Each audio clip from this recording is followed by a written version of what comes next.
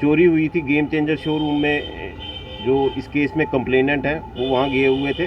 उन्होंने बैंक से अपना जो सोना था वो निकलवाया था, किसी शादी में जाना था।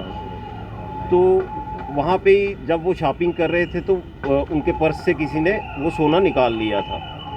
शुरू में जैसे उनको भी एप्रीहेंशन थी कि 2 लेडीज़ वहाँ पे अंदर आई थी। बाद में जब हमने सीसीटीवी वगैरह खंगाले शोरूम के बाहर के आसपास के एरिया के, तो 2 लेडीज़ जो नॉन लोकल थी उनका पता चला। बट जो फ़ोटोग्राफ्स थे जो सीसीटीवी से निकले, थोड़े हेजी से फ़ोटोग्राफ्स थे। शुरू में आप सब जानते हैं कि एक तो सबसे पहले ये किया गया कि एक सिट का गठन किया गया। टाइम टू टाइम आईजी साहब की डायरेक्शंस आती रही, इसमें एसएसपी साहब ने बड़ा इंटरेस्ट लिया। तो इस केस में जैसे ये हम आगे बढ़ रहे थे, एक डेड एंड की तरफ जा रहा था। सीसीटीवी फुटेजेस फॉलो करते करते हम एक पॉइंट तक पहुँचे, उसके बाद एक डेड एंड आ गया। तो इसमें यही फिर ब्रेनस्टॉर्मिंग होती थी। जैसे सिट की टीम थी सारी की सारी, सुपरवाइज अपना एसडीपीओ साहब कर रहे थे। तो मेरे ऑफिस में भी मीटिंग्स होती थी, हम सब मिलते थे। इनफैक्ट हम कोशिश करते थे कि कंप्लेनेंट को भी हम उसका पार्ट बनाएं, पार्ट एंड पार्सल बनाएं, क्योंकि जिसके यहाँ चोरी हुई है उसका दिमाग तो 24 घंटे उसी चीज़ में चलता रहता है। तो उसी ब्रेनस्टॉर्मिंग सेशंस में हम जॉट डाउन करते थे पॉइंट्स कि हम क्या क्या कर सकते हैं। उसी के चलते जैसे आप जानते हैं इस केस में पोस्टर्स लगवाए गए उन लेडीज़ के बसेस पे, मार्केट प्लेसेस पे, क्राउडेड जो प्लेसेस थी वहाँ पे, बस स्टैंड में। उसके अलावा सोशल मीडिया का यूज़ किया गया। कई हमारे जर्नलिस्ट बंधु हैं आप ही में से, उनके थ्रू सोशल मीडिया प्लेटफॉर्म में उनके फ़ोटोज़ दिखाए गए और लोगों को बताया गया कि ये इसमें अगर किसी को भी कोई सूचना मिलती है तो पुलिस को जल्दी से जल्दी बताया जाए। बट वो कहते हैं ना, एंड में कुछ भी नहीं हो पा रहा था। बट हमारी टीम अपनी जगह लगी थी। जैसे टेक्निकल इनपुट्स उन पे काम हुआ। बट एक चीज़ मैं ये बताता चलूँगा कि इस केस में जितना साइंटिफिकली इस केस में ये हुआ है ना इन्वेस्टिगेशन, मैंने आज तक कभी नहीं देखी जब से मैं मतलब पुलिस में आया हूँ। बट वो चीज़ें कुछ ऐसी हैं जो मैं चाहूँगा कि ना ही मैं शेयर करूँ और ना ही आप पूछें, क्योंकि ये एक आज तो इस इन्वेस्टिगेशन में हुआ है। हम चाहते हैं कि बाद में भी हमें आने वाली कुछ ऐसे जो केसेस हो उनमें इसका फ्रूट मिले। तो वो चीज़ें कुछ हम अगर नहीं शेयर करेंगे तो अच्छा रहेगा। ऐसे आप हमारे साथ कभी बैठेंगे तो मैं बता दूंगा कि क्या क्या हुआ।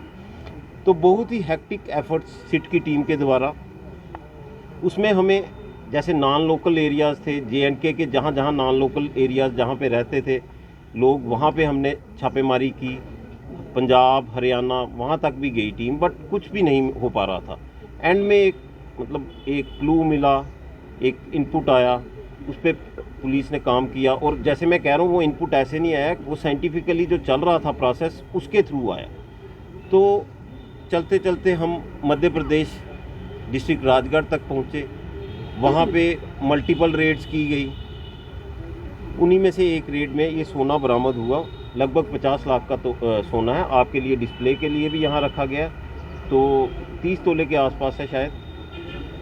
उसमें ये हुआ कि उन रेड्स में ये सोना हमने रिकवर कर लिया। हमारी एक टीम अभी वहीं पे है। लेडीज़ वहाँ से एब्सकॉन्ड कर गई थी, वो जल्दी वो भी पकड़ी जाएंगी। जैसे ही वो पकड़ी जाती हैं तो हम आपको दोबारा से प्रेस कॉन्फ्रेंस करेंगे। तो यही थी इन्फॉर्मेशन। सर, कितना मुश्किल था जम्मू पुलिस के लिए इतनी बड़ी चोरी की वारदात को सुलझाना और ये सब चोरी किया गया सोना जो है बरामद करना, क्या कहेंगे? मैंने जैसे पहले ही कहा, ये टोटली केस मतलब ब्लाइंड सा केस था। जैसे आप सब भी जानते हैं, सोशल मीडिया में भी था, सिर्फ वो फोटोग्राफी आया था।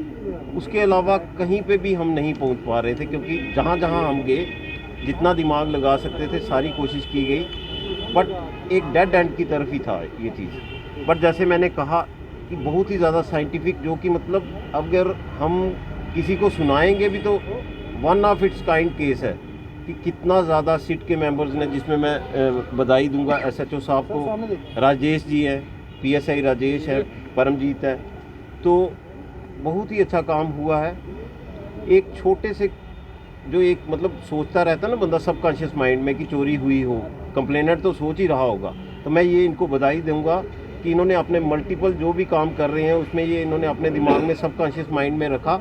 और एक इंजेन्युइटी होती है, एक इन्वेंटिव माइंड होता है, वहाँ से इन्होंने एक चीज़ से लेकर कहाँ कैसे कैसे थ्रेड बुनी वो जैसे मैं कह रहा था साइंटिफिक तरीके से, तो वहाँ पे जाके ज़ीरो इन किया।